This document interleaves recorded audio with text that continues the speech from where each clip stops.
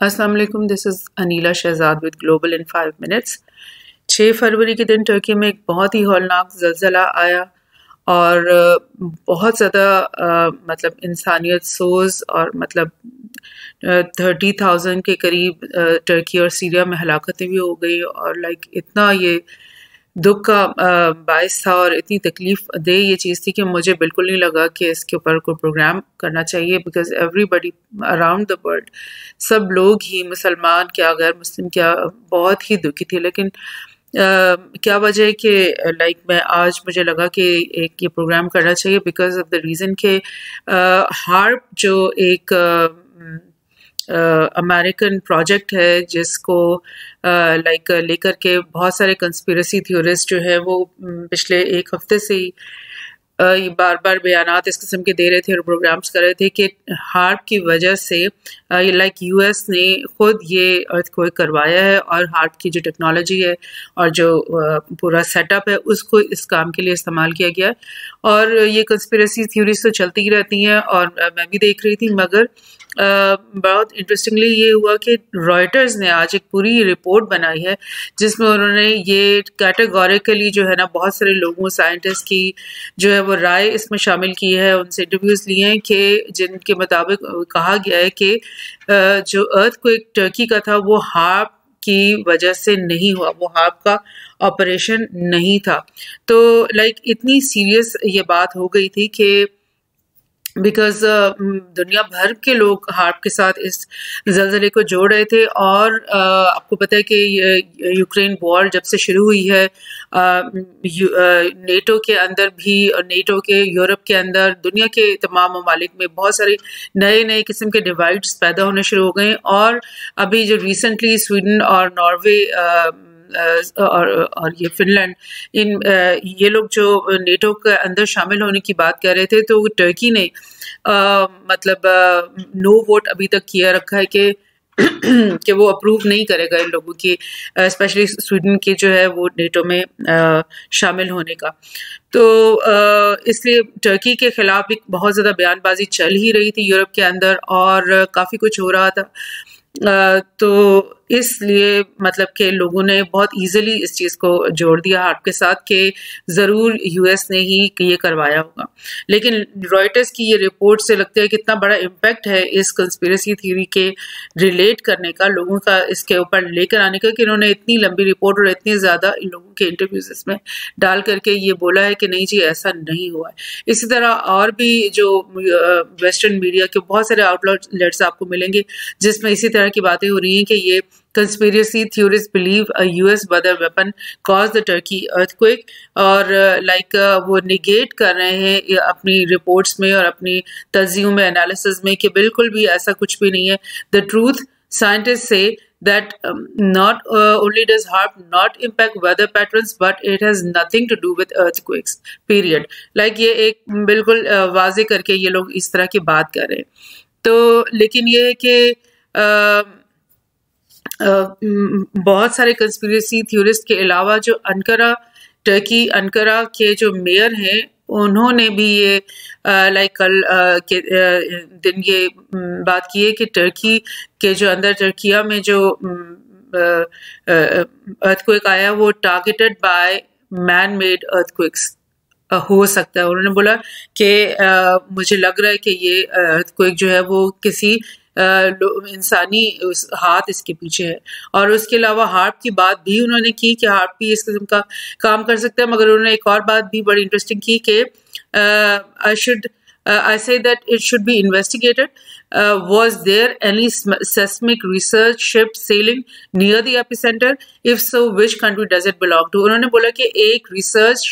Ship, seismic research ship जो है वो उस वक्त हमारे जहाँ पे जलजला आया उसके करीब ही मेडिटेरेनियन में वो शिप जो है वो काम कर रही थी, और अगर वो थी वहाँ पर तो वो किस कंट्री से बिलोंग करती थी, इसके बारे में इन्वेस्टिगेशन हो सकती है कि ये सेस्मिक जो शिप है क्या इसने खुद से ये कार्रवाई की है या क्या वो कर सकती है, या फिर क्या इस शिप का ताल्लुक हार्प के साथ है और वहाँ की को उसके किसी काम को ये फैसिलिटेट करे। तो लाइक बड़े पैमाने पे ये कंस्पिरेसी थ्योरी सामने आ रही है, यानी कि टर्की के अपने लोग जो हैं, जो कि इस वक्त एक इतनी बड़ी तकलीफ और उसमें चल रहे हैं, उनमें वो लोग भी जो है हार्प के साथ इसको कनेक्ट कर रहे हैं। थोड़ा सा आपको ये मैं दिखा दूं मैप के ऊपर कि गाजियानटेप जो है उसके करीब ये इसका एपिसेंटर था यहाँ पर, और आफ्टर शॉक्स जो है वो यहाँ से निकले, और इसकी वजह से बहुत सारे शहर, ये आप देख रहे हो ब्लैक जिसके ऊपर स्क्वायर्स बने हुए, इन तमाम शहरों में ये लाइक सीरिया के अंदर ये शहर हैं, और ये सब शहर जो है ये इस तरह से टर्की के अंदर, इन सब में ये तबाही आई है। और इट्स लाइक ऑलमोस्ट जो है वो 4-5,000 लोग सीरिया में उनकी हलाकत हुई है, और बाकी 15,000 के करीब जो है वो तकरीबन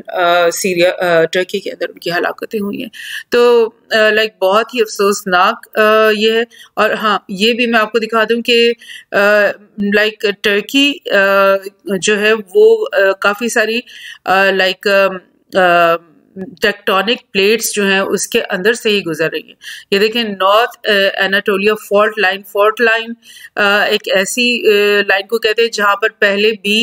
लाइक ज़मीन ब्रेक हो चुकी है और वहाँ पर एक लाइक कैविटी बनी हुई है। पता चल रहा है कि यहाँ पर से पहले कहीं किसी वक्त में लाइक जलजला आया, और इस तरह से ये जो दो प्लेट्स आपस में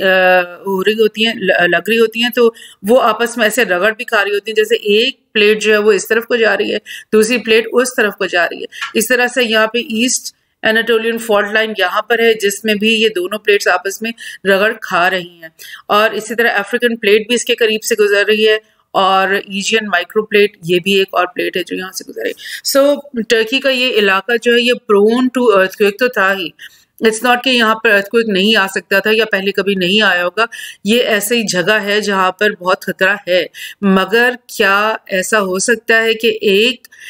जगह जहाँ पर अर्थक्वेक होना बहुत ही आसान है, वहाँ पर कुछ ऐसा अमल किया जाए कि वो लाइक उसकी एक्साइटेशन जो है वो ज़्यादा बढ़ जाए, और एकदम से कुछ ऐसा हो कि वो प्लेट जो है नॉर्मली मज़ीद बहुत ज़्यादा रगड़ खाना शुरू कर दें और अर्थक्वेक वहाँ पे आ जाए। तो ये लाइक कंस्पिरेसी थ्योरी पे हमें वैसे जाना तो नहीं चाहिए जब तक कि हमारे पास बिल्कुल सर्टन किस्म के फैक्चुअल जो एविडेंस ना हो, लेकिन बहरहाल this is the way people are talking about this. और जो वेस्टर्न मीडिया में तो आपको बेशुमार ही आउटलेट्स मिलेंगी इस वक्त जो कि टोटली नेगेट कर रही है इस बात को कि जी कोई भी हार्ट का ताल्लुक नहीं हो सकता। लेकिन ये मैं आपको एक रिसर्च पेपर आपके सामने मैंने ये खोला है जो कि हॉल ओपन साइंस के अंदर पब्लिश हुआ है। हॉल ओपन साइंस का मतलब ये एक ऐसी साइट है जहाँ पर दुनिया भर से कोई भी साइंटिस्ट या रिसर्चर जो है वो अपनी जो रिसर्च है वो डाल सकते हैं इसके अंदर, like it's an open archive type of thing. तो ये इसमें फ्रैन डी अकीनो एक रिसर्चर है जिनका ताल्लुक मैं आपको बताती हूँ physics department Saint Louis university से, मारोहानो स्टेट यूनिवर्सिटी से है जो कि ब्राज़ील में है। तो इन्होंने 2011 में ये अपनी रिसर्च की और 2014 में गालिबन ये जो है पब्लिश हो गई थी हॉल में। और इस रिपोर्ट में उन्होंने बहुत ही डिटेल साइंटिफिक रिसर्च के मुताबिक बताया है कि हाई पावर ELF यानी कि low frequency radiations generated by modulated high frequency heating of the ionosphere can cause earthquakes, cyclones and localized heating. So ये उन्होंने ये बोला है कि जो है हार्प जो टेक्नोलॉजी है उसके अंदर बिल्कुल ये चीज़ इसकी कैपेबिलिटी है कि वो एक्सट्रीमली लो फ्रीक्वेंसी के इलेक्ट्रोमैग्नेटिक रेडिएशन आयनोस्फीयर में भेज सकती हैं जो कि आसमान का एक हिस्सा है, और वहाँ से जब वो एक्साइट हो जाती है वो लेयर तो फिर वही जो high frequency heating modulates the electron temperature in the D region ionosphere and leads to modulated conductivity and time varying currents which then radiate at the modulation frequency. And again he's saying कि the such as ये जो ELF radiation generated by HF ionosphere heaters such as current harp heater can cause earthquakes, cyclones and high strong localized heating. So इनकी ये बहुत लंबी चौड़ी research है और मतलब इसमें मैं आपको दिखाती हूँ कि बहुत सारा साइंटिफिक वर्क, इवेल्युएशन, व्हाटएवर ये सब उन्होंने किया हुआ है और प्रूव किया हुआ है कि ये जो हार्प के पास जो भी पावर है उससे earthquake definitely लाए जा सकते हैं. So I don't want to add into the conspiracy theory. मैं ये नहीं कह रही कि ऐसा हुआ होगा, लेकिन इसकी पॉसिबिलिटीज आपके सामने मैं रख रही हूँ. लेकिन द थिंग इज कि जब से ये यूक्रेन वॉर हुई है, मैंने पिछले पॉडकास्ट में भी साइमन हर्श की रिपोर्ट आपके सामने रखी थी कि नॉर्थ स्ट्रीम पाइपलाइन को किस तरीके से सैबोटाज किया यूएस ने, और उन्होंने ये परवाह नहीं की कि जर्मनी उससे नाराज होगा या यूरोप की इकोनॉमी और यूरोप की जो हीटिंग प्रॉब्लम है वो सब अफेक्ट होगा, उसके अपने एलाइज अफेक्ट होंगे. लेकिन इस वॉर को मतलब एक्सपोनेंशियल उसका अफेक्ट करने के लिए उसने ये एक हद से ज़्यादा एक्सट्रीम काम किया. नॉर्थ स्ट्रीम पाइपलाइन 2 को उन्होंने बॉम्ब वहाँ पे लगाकर उसको ब्लो ऑफ कर दिया. तो that means what I am trying to say is कि यूएस और उसके एलाइज जो हैं वो किसी भी हद तक जा सकते हैं और जाते हैं, और हर वॉर के अंदर वो हर जो चीज़ को जायज़ समझते हैं वो किसी चीज़ को एथनिक एथिकल या मॉरल जो पैमाने से कभी भी नहीं नापते, बल्कि वो यही हर वेपन को, चाहे वो साइऑप्स हो, चाहे वो कोई उनके पास कोई छुपा हुआ वेपन हो, या वो पॉलिटिक्स हो, या ब्राइब करना हो, मतलब या वो जैसे इकोनॉमिक हिटमैन्स करते रहे, तो हर तरीके का वो काम वो करते हैं. और मे बी हार्प कभी से ताल्लुक हो. Thank you.